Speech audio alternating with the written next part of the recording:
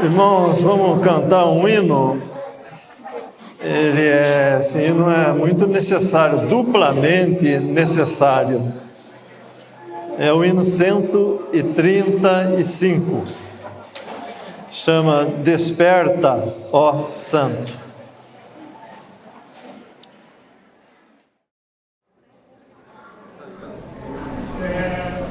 Santo alegre em canção, exaltando a Cristo pela redenção. Por tão grande cura, louvor lhe deves tal misericórdia com perfeito dom. Misericórdia que admirável, misericórdia com perfeito dom. Escravos arruinados encontrou, entretanto com carinho nos amou. Nos salvou de nosso caído estado, tal misericórdia grande qual o amor. Misericórdia que admirável, tal misericórdia grande qual o amor. Se densas trevas trazem o terror e em aflição gememos nós de dor, Jesus Cristo sempre é nosso amparo, tal misericórdia doce qual o amor. Misericórdia que admirável, misericórdia doce qual o amor. Em breve subiremos ao Senhor na esfera de alegria e louvor. Como e gozo e êxtase a Deus, louvando tal misericórdia eterna qual o amor.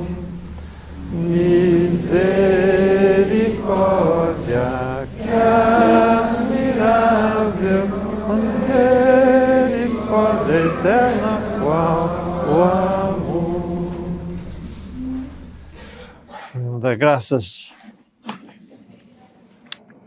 Bendito Deus e Pai de nosso Senhor Jesus Cristo, nosso Deus e nosso Pai, nós te damos graças por mais essa oportunidade que temos de poder abrir a Tua Palavra, de poder aprender um pouco mais sobre os Teus pensamentos, Pai, e também sobre o Teu propósito de convergir tudo na pessoa de Teu Filho, na dispensação da plenitude dos tempos. Nós pedimos pelo assunto que estaremos ocupados nessa tarde, nos encomendando, Pai, e também pedindo que nos ajudes, tanto a falar como a compreender todo o Teu pensamento que temos nas Escrituras. Um grande privilégio nosso, Pai, estarmos reunidos para aprender e para perscrutar os Teus pensamentos que estão contidos na Tua Palavra. Nós agradecemos e nos encomendamos em Tuas mãos, no nome de Teu Filho, nosso Senhor e Salvador, Jesus. Amém. Amém.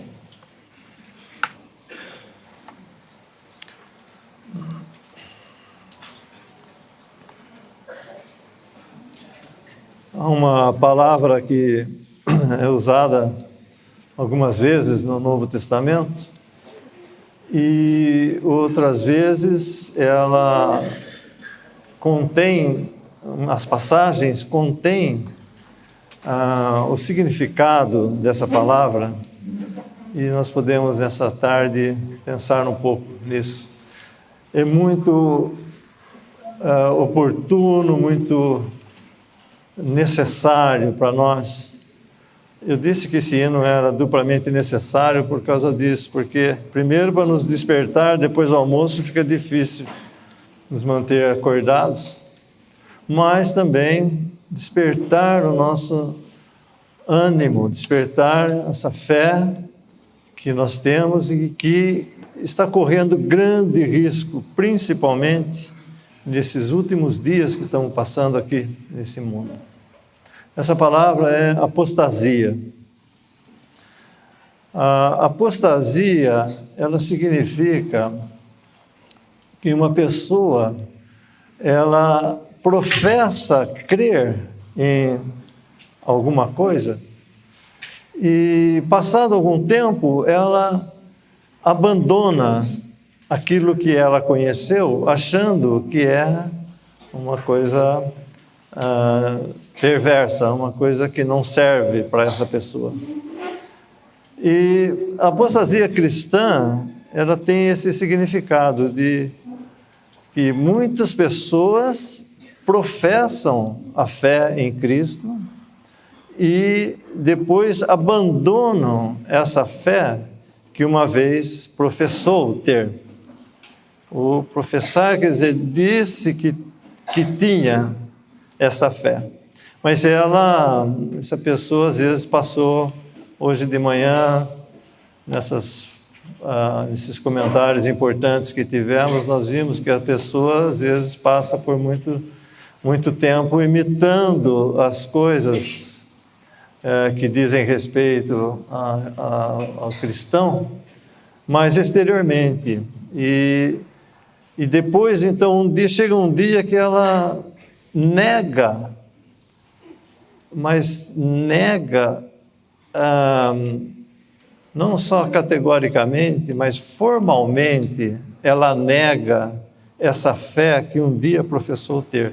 Então, os cristãos, desde os primeiros tempos, principalmente nesse primeiro século, eles passaram por certas provas e eles acabaram, então, tendo que se debruçar, e o Espírito Santo, então, trouxe muitos escritos sobre a apostasia para ajudar os santos. E nós podemos pensar que a apostasia, ela é uma coisa tão perversa e é uma coisa que, de fato, pior do que uma pessoa que não recebe o Evangelho. Porque essa pessoa que não recebe o Evangelho, ela pode ter outras oportunidades, se o Senhor não vem, ou se ela estiver viva ainda aqui na Terra, Nós sabemos que muitas pessoas não creram no Senhor Jesus a primeira vez que ouviram falar dele, ou que lhe foi pregado o Evangelho. Mas depois acabaram, por algumas experiências na vida, algumas dificuldades, eles acabaram então sendo atraídos para essa pessoa e vieram a crer. Mas um apóstata não. Na Epístola aos Hebreus nós vemos claramente isso. Nós vamos passar algumas leituras e vamos ver que em Hebreus 6 nos diz que é impossível, não que é improvável, mas é impossível que aqueles que apostataram, ali usa a palavra caíram, aqueles que apostataram sejam novamente renovados para arrependimento, porque realmente experimentaram todos os dons, experimentaram os benefícios, da convivência com cristãos, provaram, o Espírito Santo exteriormente, participaram das coisas que o Espírito Santo faz entre os crentes, mas no fim recaíram. Então não há como, não há outro evangelho, não há outra forma de se restaurar uma pessoa assim. Então, por isso que dizem Hebreus que é impossível, não que é improvável, mas é impossível renová-los para arrependimento. Nós podemos ler algumas passagens em Atos, capítulo 21, e no versículo 21, Atos dos Apóstolos, capítulo 21, versículo 21.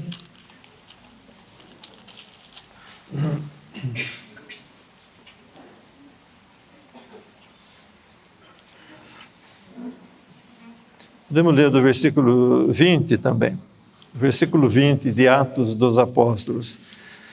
E, ouvindo eles, glorificaram ao Senhor e disseram-lhe: Bem vês, irmão, quantos milhares de judeus há que creem, e todos são zelosos da lei. E já acerca de ti foram informados de que ensinas todos os judeus que estão entre os gentios a apartarem-se de Moisés, dizendo que não devem circuncidar os filhos, nem andar segundo os costumes da lei. Essa palavra aqui que eles falam, apartaram-se de Moisés, em outra versão fala, apostataram de Moisés. Então, essa palavra, apostataram, não é usada somente para os cristãos. Nós vemos aqui que eles estavam dizendo ao apóstolo Paulo que, e eles tinham ouvido, né, esses irmãos aqui em Jerusalém, tinham ouvido que Paulo estava ensinando a eles a apartarem-se, a apostatarem de Moisés. Paulo não estava fazendo isso, mas esse não é o nosso assunto, mas nós vemos que há esse sentido, né, da palavra apartaram-se, que alguém estava ensinando-os a apartarem-se de Moisés. Então, nós temos essa palavra usada nesse sentido, né, bem diretamente, dizendo, nos ensinando o que significa apartarem-se ou apostatarem de alguma coisa. Em 1 Timóteo, também outro versículo, 1 Timóteo 4, 1.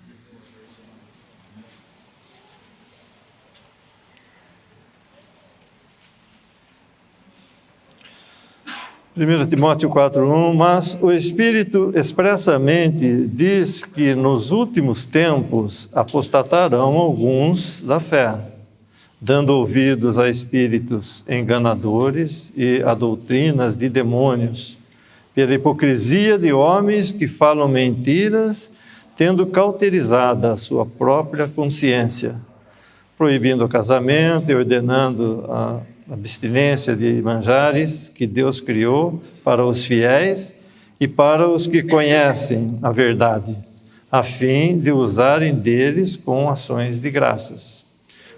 Porque toda criatura de Deus é boa e não há nada que rejeitar sendo recebido com ações de graças, porque pela palavra de Deus e pela oração é santificada. Essa apostasia que ele está falando, ela poderia ser chamada de uma das apostasias. Não é que ela estava se tratando da apostasia, que nós vamos ver um pouco mais adiante. Mas uma das coisas, né, que estavam apostatando da verdade era que eles estavam dando ouvidos, né, a esses enganadores e doutrinas de demônios. Então, no conjunto, né, da verdade, nós vemos que há muitas características particulares de apostasia. Nesse caso aqui, ele estava falando daqueles que estavam enganando aos irmãos, né? Dizendo que não se podia comer isso, comer aquilo, guardar isso, guardar aquilo. E isso era uma apostasia, era uma caída, né, da verdade que eles tinham já ouvido do apóstolo Paulo. E isso nós vemos que também é muito difundido, né, nos nossos dias, e assim como foi naqueles primeiros dias também, que eles então acabaram apostatando, né, do verdadeiramente ensino do que Deus tinha trazido por intermédio dos apóstolos.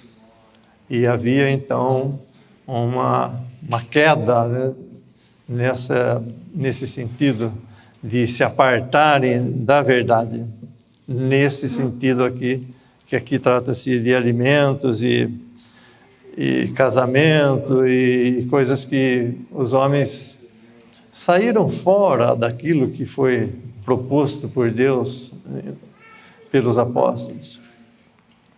E daí nós temos então em Hebreus 6, podemos abrir em Hebreus 6 também.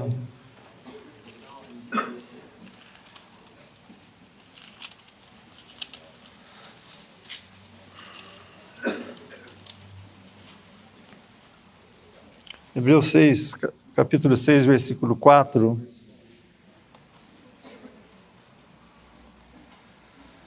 Porque é impossível que os que já uma vez foram iluminados e provaram o dom celestial e se fizeram participantes do Espírito Santo e provaram a boa palavra de Deus e as virtudes do século futuro, ou seja, o milênio, e recaíram e caíram, sejam outra vez renovados para arrependimento, pois assim quanto a eles, crucificam o Filho de Deus e o expõem ao vitupério.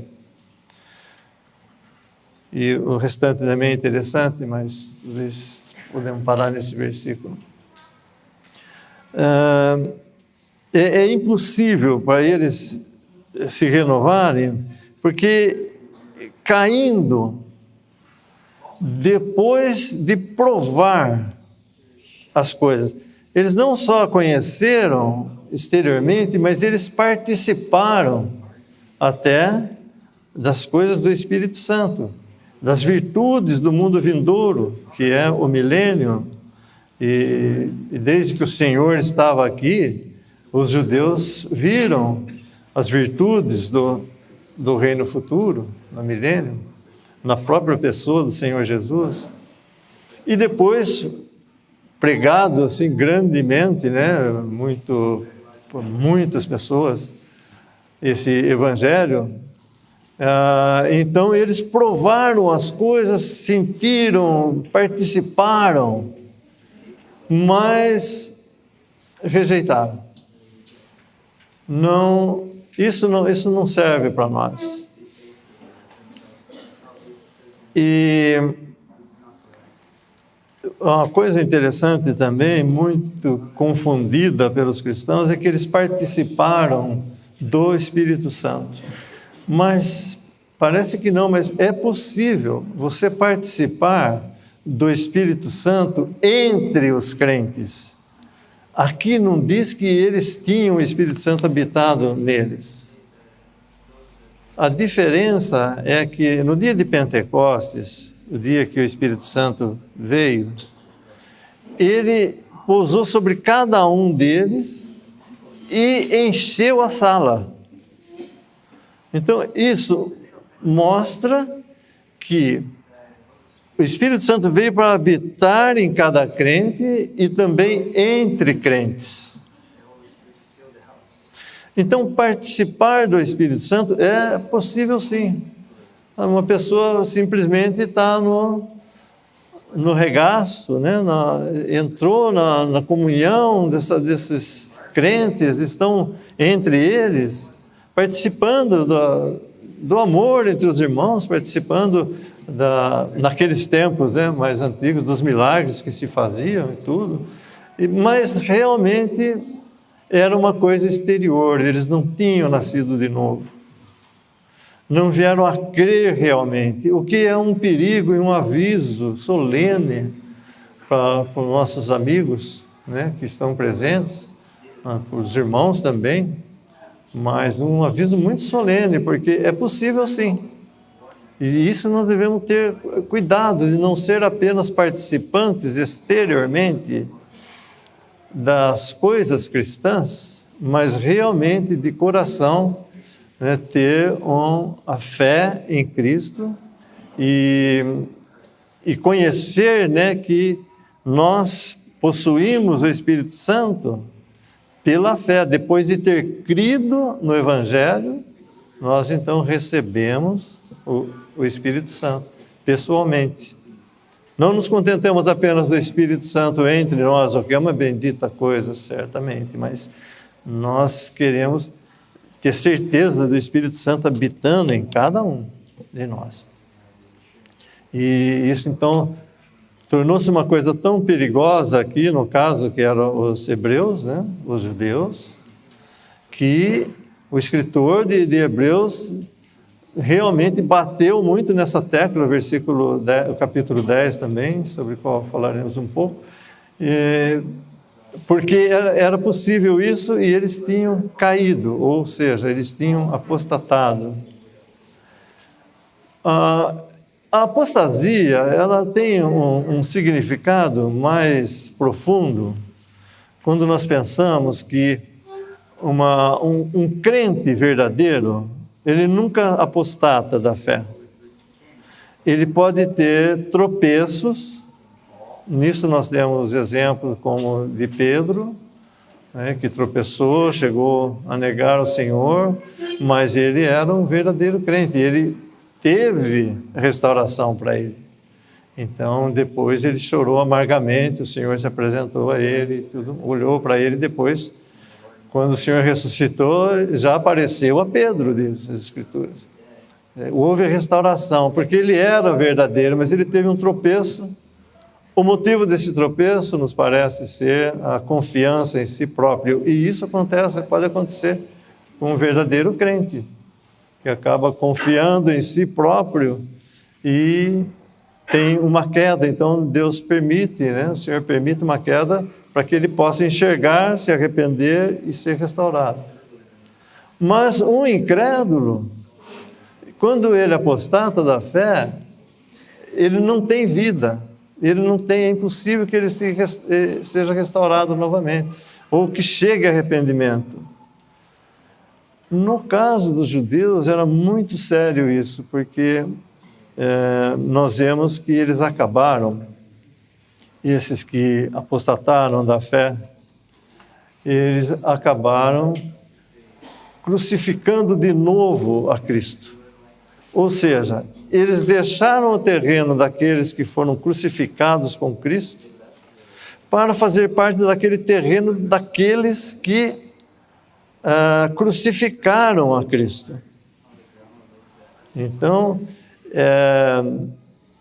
nós podemos dizer que eles, como disseram lá em Atos 21, o que estavam dizendo de Paulo, que estava fazendo os judeus se apostatarem de Moisés.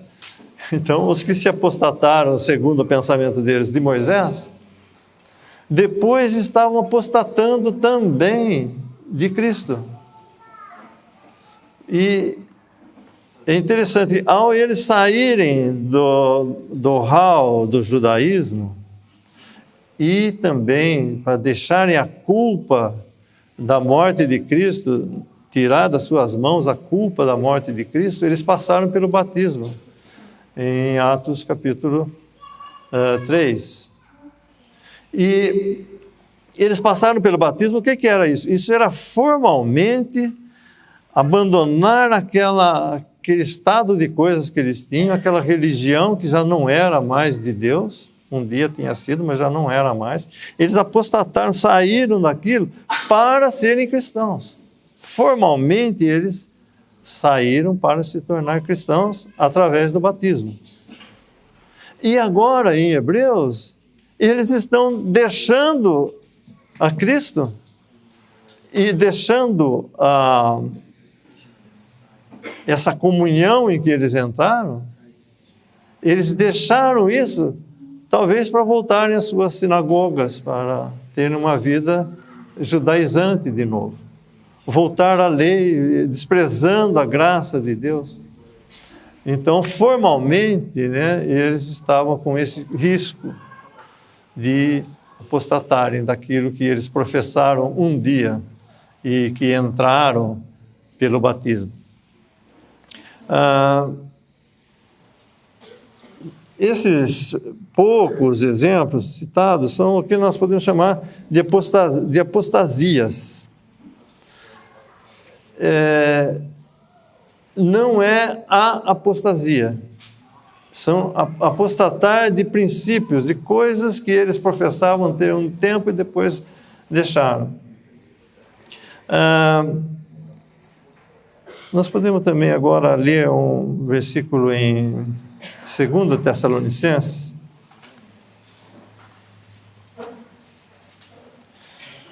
Eu sei que talvez alguém pudesse dizer, olha, você está falando uma coisa que não está nas Escrituras, né? Falar de apostasias. Realmente, não está. Mas vamos ler antes um versículo na primeira epístola de João, capítulo 2.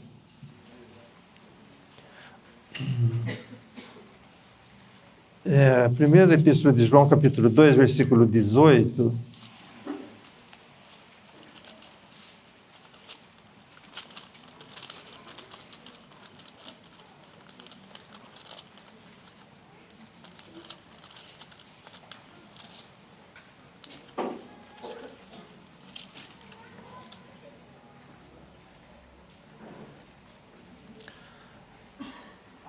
Primeira epístola de João 2,18. Filhinhos, é já a última hora. E como ouvistes que vem o anticristo, também agora muitos se têm feito anticristos. Por isso, por onde conhecemos que é já a última hora. Então, havia o anticristo, que já era conhecido, que ele viria, mas agora já havia anticristos. E esse é bem o estado que nós nos encontramos hoje na cristandade, que nós sabemos que o anticristo virá. Mas agora nós temos muito anticristos, quer dizer, aqueles que são contra Cristo, contra a verdade, contra os princípios da palavra de Deus. Então, por isso que eu usei também para apostasias, porque realmente existem muitas faces, né, da apostasia. Então, umas de proibir alimentos, casamento, e tantas outras coisas, né, que talvez seja muito longo ficar citando, mas só que existe uma apostasia que é mencionada na palavra de Deus. Essa não veio ainda. As outras apostasias, vou repetir, elas existem, já estão aí andando, estão por aí. O cristão deve tomar muito cuidado com esses ensinamentos falsos que afastam do princípio da verdade. O princípio da verdade foi posto pelos apóstolos. Os apóstolos estabeleceram. Como alguém disse, a verdade não foi dada para eles. Eles receberam para dar a nós. E essa é a verdade que nós vamos ver, que é única e que foi dada uma vez por todas. Então, o perigo, né, dos cristãos é eles se deixarem levar por abandono aos princípios que os apóstolos colocaram. Vamos ler em 2 Tessalonicenses 2.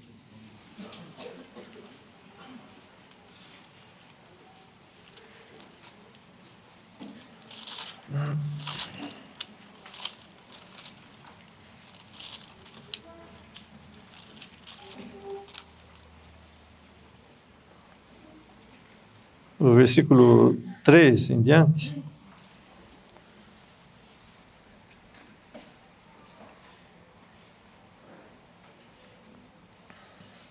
Vamos ler desde o versículo 1, por favor.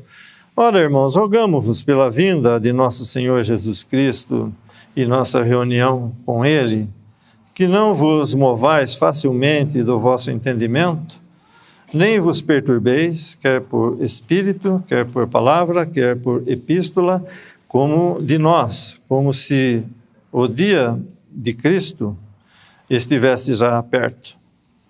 Ninguém de maneira nenhuma vos engane, porque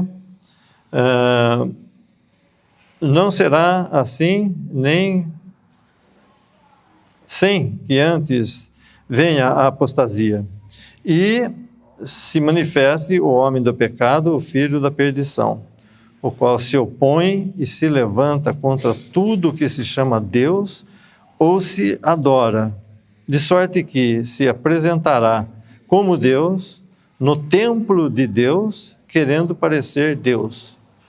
Não vos lembrais de que estas coisas vos dizia quando ainda estava convosco? E agora vós sabeis o que o detém, para que a seu próprio tempo seja manifestado. O mistério da injustiça opera, porque já o mistério da injustiça opera. Somente há um agora somente há um que agora resiste, até que do meio seja tirado. E então será revelado o iníquo, a quem o Senhor desfará pelo assopro da sua boca e aniquilará pelo esplendor da sua vinda. E assim por diante. Ele está falando aqui no versículo 1 de nossa reunião com Ele.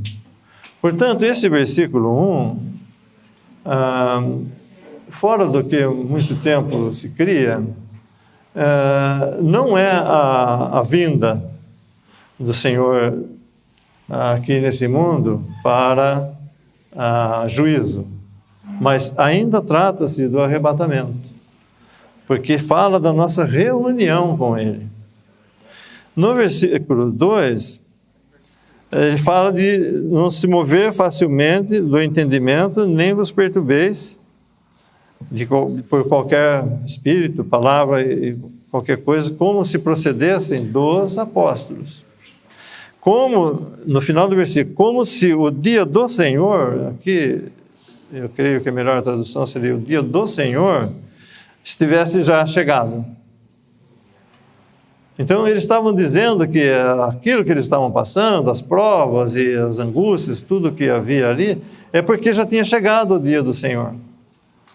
E ele então esclarece, né? Ninguém de maneira alguma vos engane, porque não será assim, sem que antes venha a apostasia e se manifeste o homem do pecado, o filho da perdição, e assim por diante.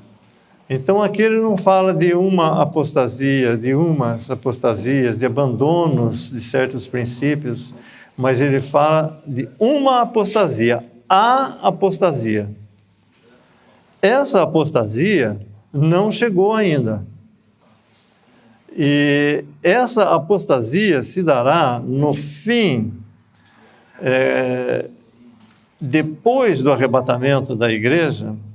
Então, dá-se princípio a essa apostasia,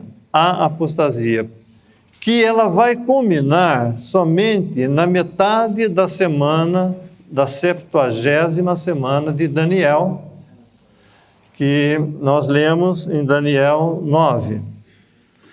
Então, ali, esse anticristo, que João falou que assim como veio o anticristo, muitos anticristos já estavam presentes, assim, esse anticristo vai fazer com que toda a profissão apóstata cristã venha a adorar apenas a imagem da besta, que será levantada também, e fará com que todos, grandes e pequenos, adorem essa imagem. Esse é nisso culmina a apostasia.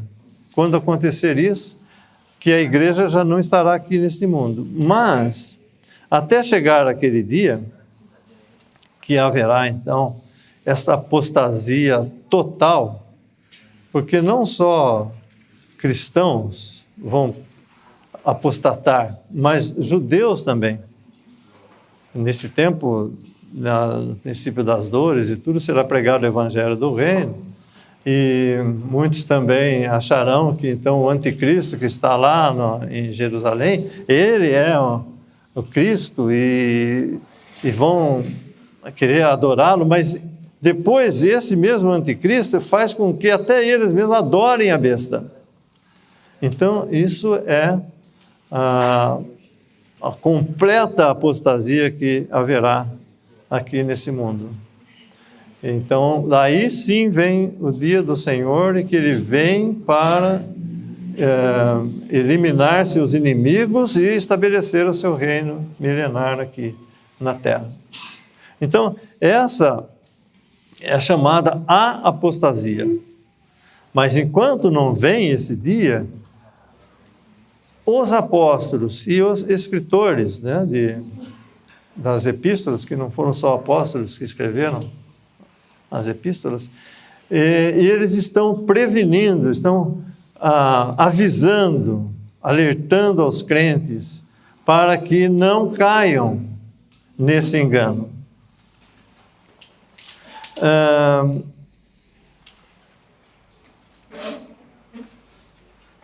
Nós vamos ler a epístola de Judas e nós podemos perguntar, mas se um crente não pode apostatar da fé, somente um incrédulo, um professante, né, aquele que é exteriormente um cristão, só ele pode apostatar da fé?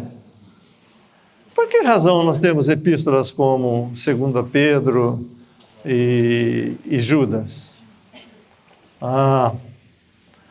Porque o crente, ele pode não, o verdadeiro crente, ele pode não apostatar, mas ele pode ser influenciado por essa onda de apostasia, de maus ensinamentos, de falsas doutrinas, e ele pode ser influenciado e perder aquele bendito gozo daquilo que ele um dia aprendeu e que ele reteve para si por um tempo, mas agora de tantas influências externas desses anticristos, desses apóstatas, que já começou no nosso tempo, já tinha naquele tempo também, ele pode ser influenciado por isso e perder. E é isso que é o principal do que nós queremos passar nessa tarde, porque os crentes, eles não vão perder realmente a salvação, eles têm salvação, eles não vão apostatar da fé. Só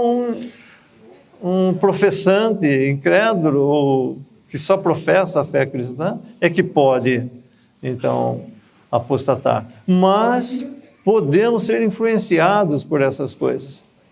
Tantas doutrinas más, tantos ensinamentos perversos, e nós somos chamados, então, para nos apartarmos das coisas que negam a fé cristã, o princípio verdadeiro da fé cristã, e seguir com os que realmente têm essa fé.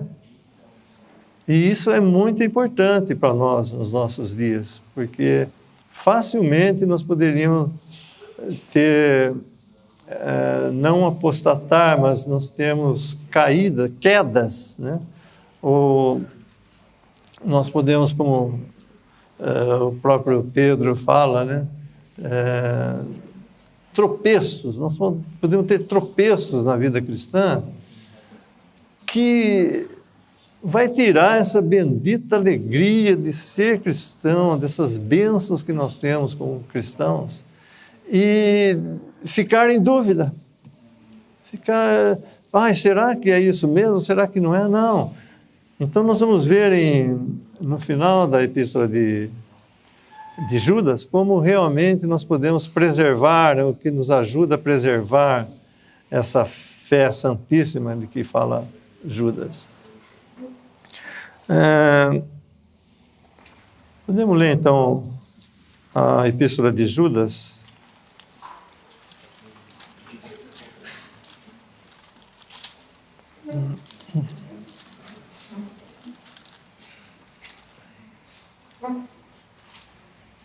A Epístola de Judas é uma epístola curta, mas concisa. E ela é curta porque sempre nos deram a conhecer que ocupar-se com o mal não é a coisa certa a se fazer. Nós devemos estar no bem e ocupar com o bem, mas há muitas vezes necessidade de se ocupar com o mal para que possamos julgá-lo e então seguir o bem. Então, ficar se ocupando com o mal, ficar se ocupando com doutrinas, com ensinamentos, com filosofias, que ficamos examinando como se eu devo provar de tudo e reter o que é bom, isso não é o princípio de Deus. Muito pelo contrário, existe muito o que é chamado de veneno de rato, né? Nesses ensinamentos, nessas filosofias, nesses conhecimentos alheios à palavra de Deus, que nós vamos, às vezes, absorvendo um pouco aqui, um pouco ali, a hora que nós vemos, nós estamos envenenados, estamos enganados, né, completamente quanto à verdade. Então, nós devemos nos ocupar com o bem, e é um dos motivos que a Epístola de Judas, que não é a única que fala, repito, sobre apostasia, mas ele fala muito categoricamente sobre isso, porque essa epístola é curta assim, por esse motivo. Nós devemos ocupar, assim, saber o que esses mestres que se introduziram falaram e ter uma noção exata de exemplos, inclusive do Antigo Testamento, para que pudéssemos, então, julgar essas coisas e depois seguir conforme as instruções que Judas nos dá mais à frente. Então, vamos ler essa epístola. Judas, servo de Jesus Cristo, irmão de Tiago, aos chamados queridos em Deus Pai e conservados por Jesus Cristo, a misericórdia e a paz e a caridade vos sejam multiplicadas.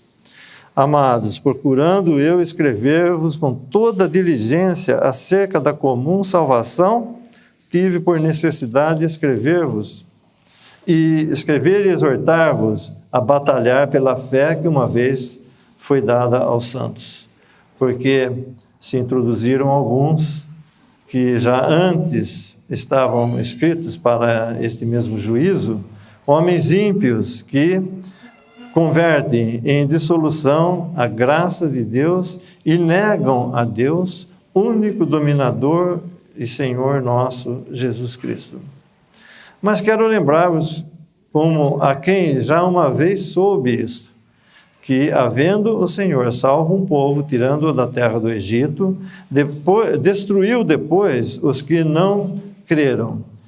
E a anjos, que não guardaram o seu principado, mas deixaram a sua própria habitação, reservou na escuridão e em prisões eternas, até o juízo daquele grande dia.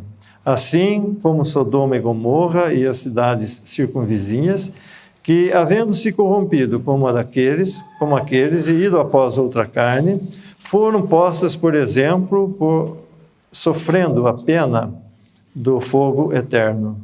E, contudo, também estes, semelhantemente adormecidos, contaminam a sua carne e rejeitam a dominação e vituperam as autoridades.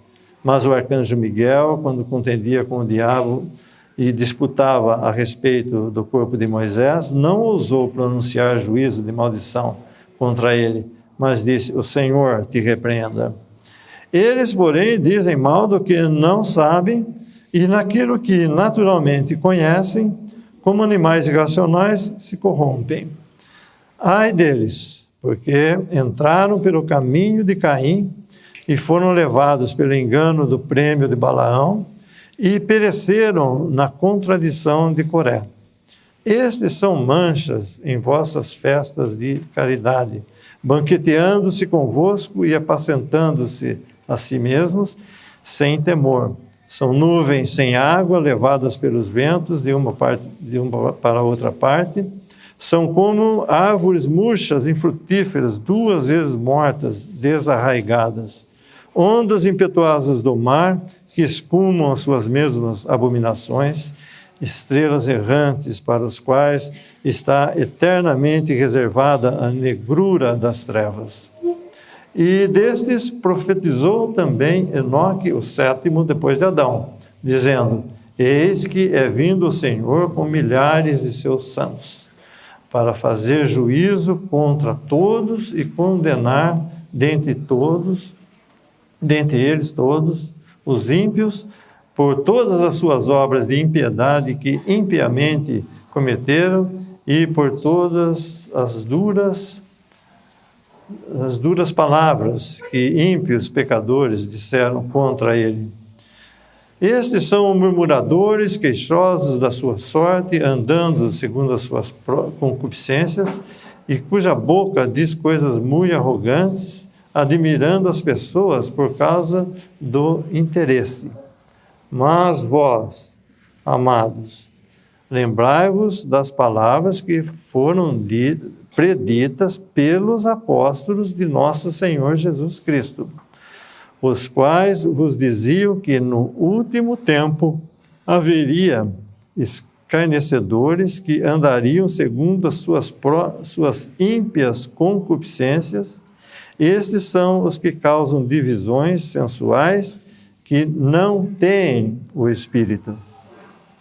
Mas vós, amados, edificando-vos a vós mesmos sobre a vossa santíssima fé, orando no Espírito Santo, conservai a vós mesmos na caridade de Deus, esperando a misericórdia de nosso Senhor Jesus Cristo para a vida eterna, e apiedai-vos de alguns que estão duvidosos, e salvai alguns, arrebatando-os do fogo, tende deles misericórdias com temor, aborrecendo até a roupa manchada da carne.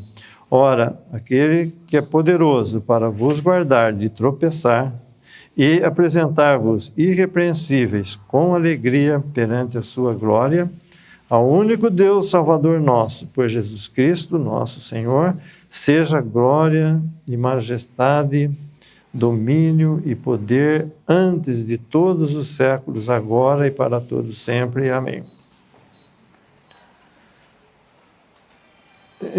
Então, Judas, que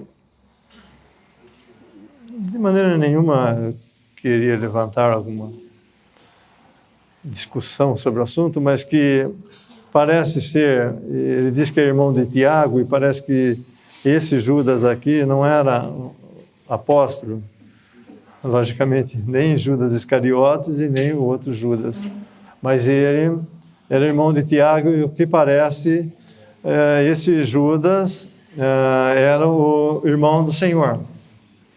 E ele então escreveu essas coisas. Sua epístola, ela foi escrita mais ou menos entre 65 e 67 depois de Cristo.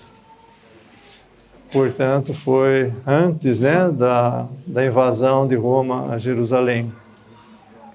E já nesses dias,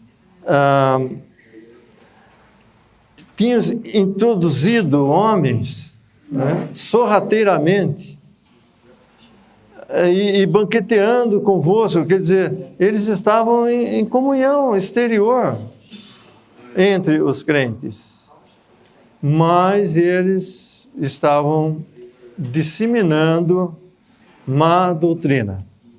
Eles estavam disseminando coisas que levariam mais e mais a um estado tão caótico que é bem o que nós temos nos nossos dias. Esses exemplos do Antigo Testamento que ele dá mostram muito claramente isso. Nós vemos que talvez algum ponto aqui que nos chama muita atenção, né? porque falar de todos talvez não desse tempo, mas falando, por exemplo, de Caim. Ele diz que entraram pelo caminho de Caim. Interessante. Entrar por um caminho é você saber que você vai dar naquele caminho que vai dar em determinado lugar. Eles entraram nesse caminho de Caim. E qual foi o caminho de Caim? Abel ofereceu das ovelhas do rebanho, né, uma oferta a Deus, e Deus aceitou aquela oferta. Por quê? Porque Abel, ele aprendeu e ele sentiu, ele soube que ele precisava de um substituto para ele, para entrar na presença de Deus, porque ele era um que estava na raça caída do seu pai e que precisava de sangue para expiar esse pecado, e um substituto para ele poder se apresentar na presença de Deus, ou até continuar na presença de Deus. Mas Caim não. Caim ofereceu do fruto da terra caída uma oferta ao Senhor, dos melhores frutos, possivelmente, e só que não tinha sangue. Ele trabalhou, ele obrou, e ele então chegou com a obra das suas mãos e ofereceu a Deus daquilo que era de uma terra caída, e mais, Deus tinha que aceitar. Ele não percebeu que ele precisava de um substituto para ele, assim como Adão e Eva, Deus os cobriu com pele, de túnicas, né, de pele. E então ele não entendeu isso e queria forçar Deus a aceitar isso. Então, isso não é bem esse tipo de evangelho que foi tão divulgado, e não é de hoje. Nós falamos muito de hoje em dia, mas não é de hoje.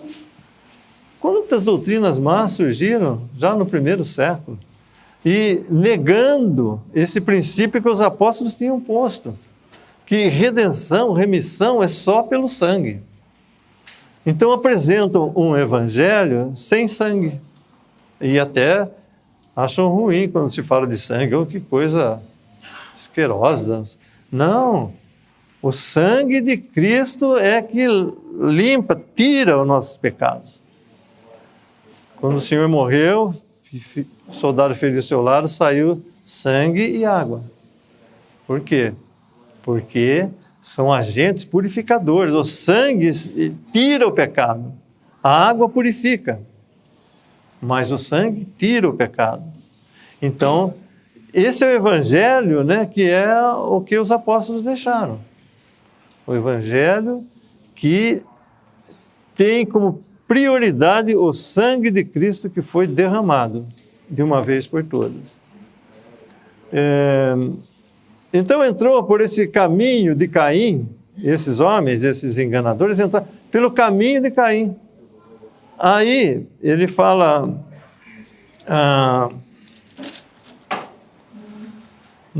continuando no versículo 11, e foram levados pelo engano do prêmio de Balaão. Não é isso que nós vemos, né? Já desde o primeiro século, aqueles que tiveram interesses financeiros, gananciosos, dentro da cristandade. Um evangelho interesseiro. Alguém já disse que se tirassem o dinheiro da maioria das congregações, né, acabaria toda a congregação, porque o pastor recebe para falar, os outros fazem as coisas com o dinheiro que entra, que eles recebem até dos infiéis, né, até dos incrédulos. Então, isso se disseminou. Esse caminho de Caim foi prosseguido, né, por o erro de Balaão, que ele queria, era um profeta que queria falar mal, amaldiçoar a Israel, quando Deus estava abençoando a Israel. Então ele, por dinheiro, por ganância, ele fez isso. E em Apocalipse diz que também ele foi profano, ele incitou os filhos de Israel a cometerem prostituição depois. Então é isso, a imoralidade e a ganância por dinheiro, por bens e tudo, é que continuaram nesse caminho que Caim entrou. E é o que nós vemos bem até amadurecido hoje em dia. E depois eles pereceram na contradição de Coré, nessa revolta, né, de Coré, que falsamente queria dizer que todos tinham o mesmo direito que Moisés e Arão, e que o povo tinha também, era santo, tão santo como aqueles que Deus tinha posto como autoridade sobre eles, para guiar a eles verdadeiramente, mas ele quis tomar esse lugar que não era o dele. Isso fala muito a nós, né? Assim, então, não só na cristandade desenvolvido esse assunto, mas para nós pessoalmente também. Às vezes nós queremos ter, sim, um lugar que não é o nosso. E o Senhor tinha dado um lugar para cada um, todos faziam, eles eram levitas, né? Eles podiam fazer, tinham os seus trabalhos a fazerem no templo, e eles poderiam fazer isso no tabernáculo, né? Transportar o tabernáculo e tudo, era uma obra que eles tinham que fazer, muito preciosa, inclusive. Mas não, eles queriam a obra que era de outro. E houve um juízo, né, tremendo para eles e sua família. Então fala desses homens como sendo manchas, né, entre os cristãos que estão contaminando, né?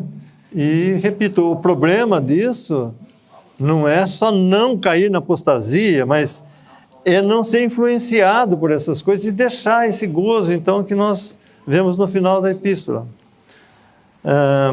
Rapidamente, nós podemos ver, depois dele falar de Enoque, mas ele faz questão de dizer que Enoque, o sétimo depois de Adão, não Enoque, filho de Caim, mas Enoque, que profetizou e falou do Senhor vindo com as miríades milhares dos seus santos para julgar. Então, esses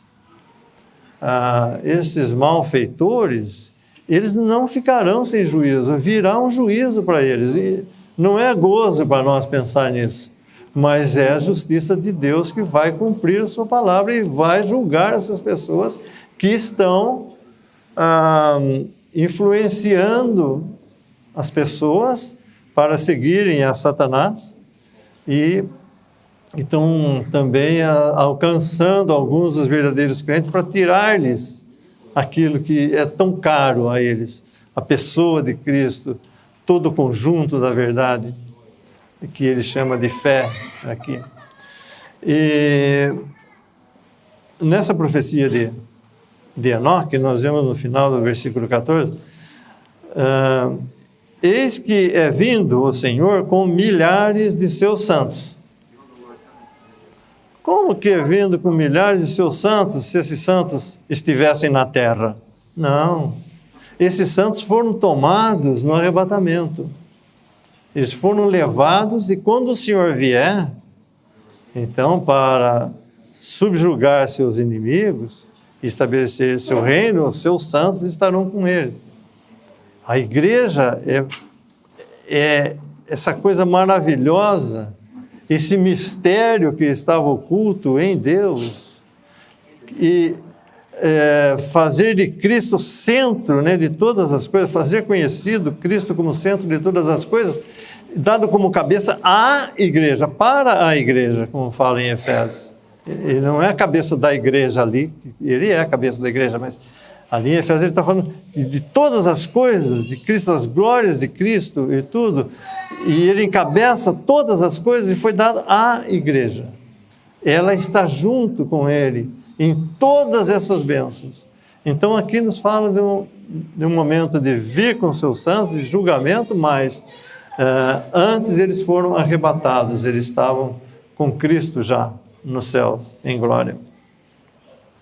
e fazer juízo contra todos e condenar dentre eles todos os ímpios por todas as obras de impiedade que impiamente cometeram e por todas as duras palavras que ímpios pecadores disseram contra ele.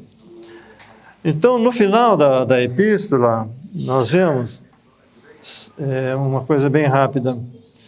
Ele fala que, no versículo 20, mas vós, amados, edificando-vos a vós mesmos sobre a vossa santíssima fé, orando no Espírito Santo, conservai vós mesmos na caridade de Deus, esperando misericórdia de nosso Senhor Jesus Cristo para a vida eterna, e apiedai-vos de alguns que estão duvidosos. Então, edificando-vos a vós mesmos sobre a vossa santíssima fé. No começo ele falou, né, de que ele queria falar das coisas com respeito à salvação, mas que ele foi levado a falar sobre, com diligência, acerca da comum salvação. Tive por escrever de exortar-vos a batalhar pela fé, que uma vez foi dada aos santos. E aqui ele fala da santíssima fé. Então, a fé, batalhar pela fé, é batalhar pelo conjunto da verdade que os apóstolos nos deixaram, sem desviar delas. E as bênçãos que vieram devido à obra de Cristo, devido tanto à pessoa divina dele, como a sua humanidade, vir a esse mundo fazer tudo o que era necessário para ter a sua igreja consigo para sempre e dar a ela todas as bênçãos que ele recebeu. E nós vemos tanta coisa que podemos mencionar apenas algumas delas. Por exemplo, falar do arrebatamento, quer dizer, não passar pelo juízo, porque Enoque, né, foi trasladado antes do dilúvio. Então nós vemos que antes de vir o juízo, também agora que está prestes a vir da grande tribulação, a igreja é tirada aqui da terra, é arrebatada. Não só isso, mas ela passa, né, os santos passam por um tribunal para avaliar os feitos que fizeram, que foram feitos pelo Espírito Santo para a glória do Pai e receber, então, galardões por isso no milênio. E sem falar, né, das coisas que transcendem o nosso entendimento, quando fala das riquezas espirituais, dos lugares celestiais em Cristo. Tudo isso nós temos, então, em Cristo, e é isso que nós precisamos batalhar e não perder esse gozo, não nos deixar levar por esses ensinamentos que não falam segundo a palavra de Deus, mas são novidades que vêm e que não têm fundamento. Os gnósticos, né, os primeiros que começaram nessa falsa doutrina de negar a divindade de Cristo e posteriormente sua humanidade também, eles principiaram nesse erro, de que os apóstolos puseram os fundamentos, mas a nós foi dado desenvolver esses ensinamentos. Então introduziram tudo aquilo que eles queriam e que são escritos aqui, né, para o nosso ensino, que eram apenas coisas perversas, coisas que não mereciam nenhum crédito e não foram dadas pelo Espírito Santo através das Santas Escrituras, da inspiração das Escrituras. Podemos dar graças a Deus. Bendito Deus e Pai, nós te damos graças por esses instantes que passamos aqui. Nós confessamos essa tão grande fraqueza em trazer mais concisamente tudo aquilo que teu Filho fez, tudo aquilo que teu Filho deu e tudo aquilo que Ele nos preveniu de que poderíamos ser enganados. E nós agradecemos, Pai, porque sabemos que Ele, como nos diz Judas, que Ele é poderoso para nos guardar de tropeços. Ajuda-nos, Pai, a caminharmos aqui com tudo o que caracteriza a nossa chamada celestial. Ajuda-nos, Pai, porque sabemos que somos muito fracos. Nos encomendamos em Tuas mãos para as demais reuniões, no nome de Teu Filho, nosso Senhor Jesus. Amém.